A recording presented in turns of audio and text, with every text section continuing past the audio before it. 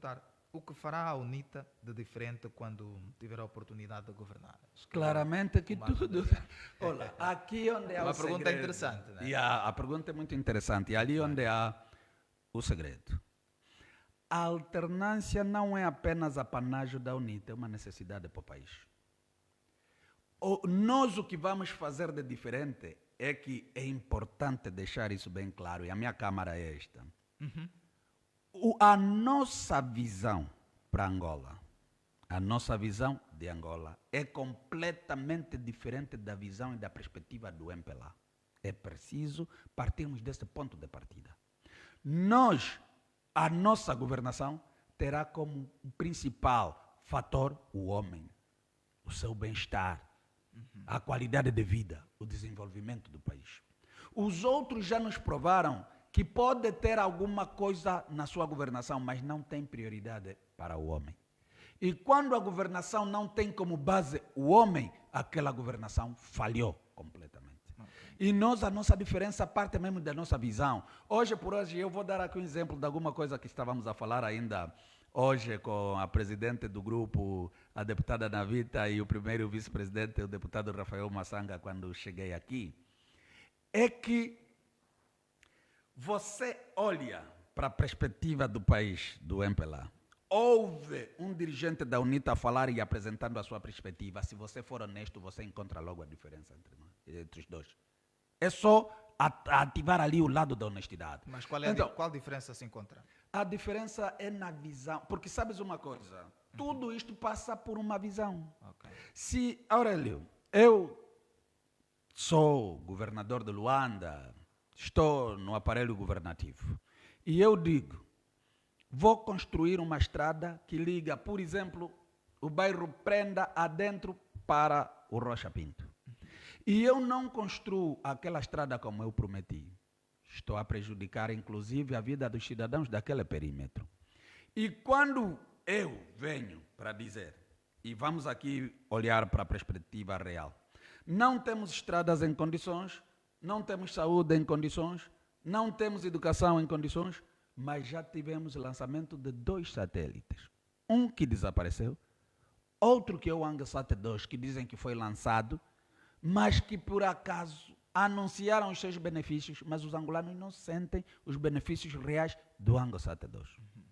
Você vai olhar para a perspectiva, por exemplo, da agricultura.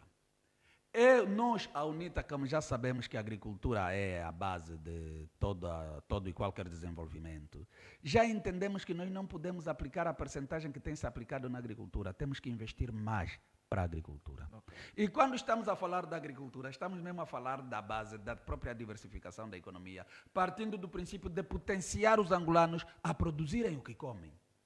Porque há um ditado na política que diz que quem te dá de comer, te controla. Então, se nós não conseguimos produzir a nossa própria alimentação, e quando falamos de produzir a nossa própria alimentação, vamos inclusive no disparate, e permitam a expressão, de nós em Angola não conseguirmos produzir milho para a nossa cesta básica. É grave, né? É gravíssimo. É gravíssimo. O que não podemos nos queixar é exatamente terras para a produção de milho. Mas até o milho vem de fora. Estou a ouvir esses dias o debate entre os empresários, a AIA, que é a Associação Industrial de Angola, com as políticas de governo, em que determinaram que se pudesse produzir milho bastante para aqui. Mas eles, para tentar evitar a importação, mas eles dizem, o país não tem capacidade de produção do milho para a demanda. E, obviamente, essa questão é preocupante, porque o milho poderia ser um produto base. E nós poderíamos investir, por exemplo, nessa produção do milho, e pudesse efetivamente dar o autossustento aos angolanos. Mas de um tempo a esta parte já se produzia milho, né? Olha, no tempo colonial produzia-se, porque você vê ao longo do caminho de ferro, todos os municípios quase têm celeiros do tempo colonial. O que já indica que no tempo colonial havia alguma sustentabilidade na produção do milho. Hoje, os celeiros que até o próprio colono deixou, estão vazios. O que denota alguma falha nas políticas de produção e, sobretudo, naquela. E hoje em dia estou a falar do caminhão de ferro, porque fala-se muito da questão do corredor do Lubito, e nós não podemos olhar para a perspectiva do corredor do Lubito apenas como via de acesso dos minerais do Congo para o porto do Lubito. Temos que também tirar proveito do próprio corredor do Lubito, de todas as potencialidades que possam trazer, desde exatamente o escoamento de produtos, porque por ali também cultiva-se muito, e o comboio talvez pudesse facilitar a questão da cobertura do déficit de transporte para tirar os produtos do campo para o mercado. Muito bem. Então, são várias... A nossa visão é completamente diferente em relação àquilo que é a visão do MPLA. Então, para dizer ao Marcos que nós faríamos quase tudo de diferente, porque eles já provaram que quase tudo tem estado a dar errado na busca do bem-estar dos angolanos. Bom, vamos avançar para